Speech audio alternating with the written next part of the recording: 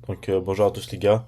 Aujourd'hui, ça va être la première vidéo de ma chaîne YouTube parce que je vais passer un compte à 100 000 devant vous en expliquant tous les trades, et en vous montrant les avant-après. Là, comme vous pouvez voir, c'est le compte à 100 000. Je ne l'ai pas encore touché. Je l'ai acheté le 1er octobre. Actuellement, on est le 4.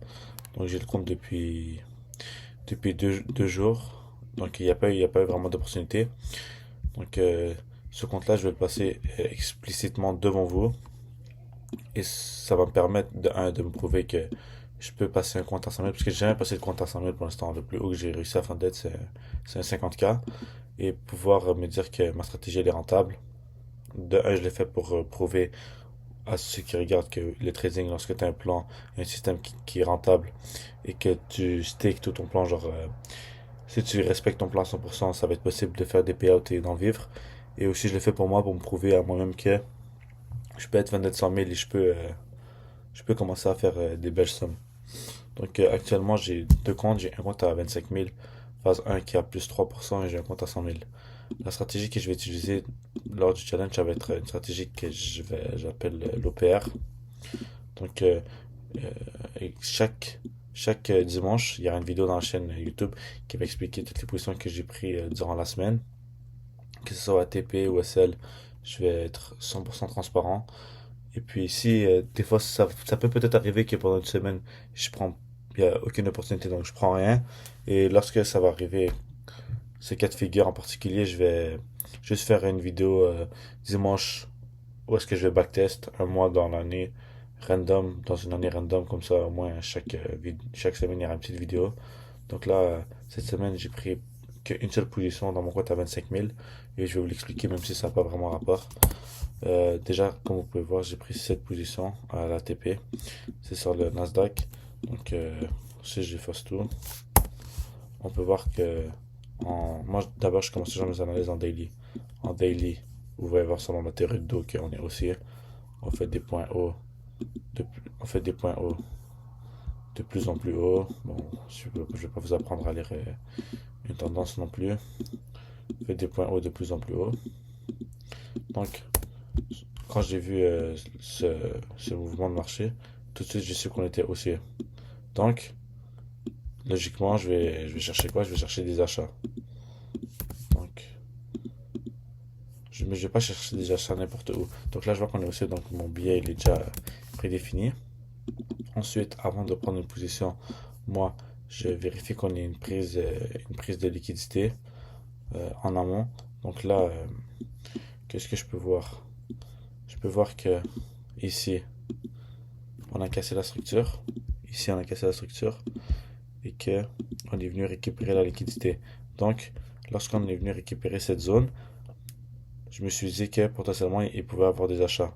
Et cette zone aussi, elle revient sur un POI. Quand on regarde en daily,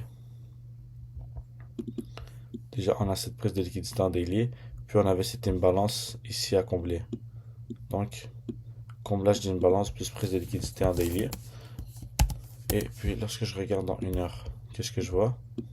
Je vois qu'on a pris cette zone et qu'en prenant cette zone, en prenant cette liquidité et en revenant sur ce POI, qu'est-ce qu'on fait? On est en train de rejeter la zone avec ici, quand on regarde en 2 heures, nous pouvons voir qu'il y a un gros buy to sell, un mouvement de buy to sell, suivi d'une englobante en H4. Cette englobante. Donc là, prise de liquidité, on a pris une liquidité en H4, plus ici on a sweep aussi solo, retour sur l'imbalance, buy to sell, bougie englobante H4, si on regarde en M15, l'ouverture New York. La bougie de 9h30. Casseur d'OPR. Donc c'est tout simplement un trade qui respecte mon plan, 5 étoiles. Donc, mais pas vraiment 5 étoiles, mais bon, c'est un trade qui respectait mon plan. Je l'ai pris un peu plus bas, j'ai mis mon TP à 3R. Le stop là, je l'ai mis ici. Et puis, c'est comme ça que s'est déroulée la première position de mon.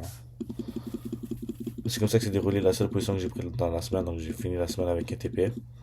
Donc, je l'ai pas pris sur 100 000 cette position parce que il manquait une dernière petite confidence que j'expliquerai en temps et lieu. Juste, voilà, voilà, c'est un peu plus clair là.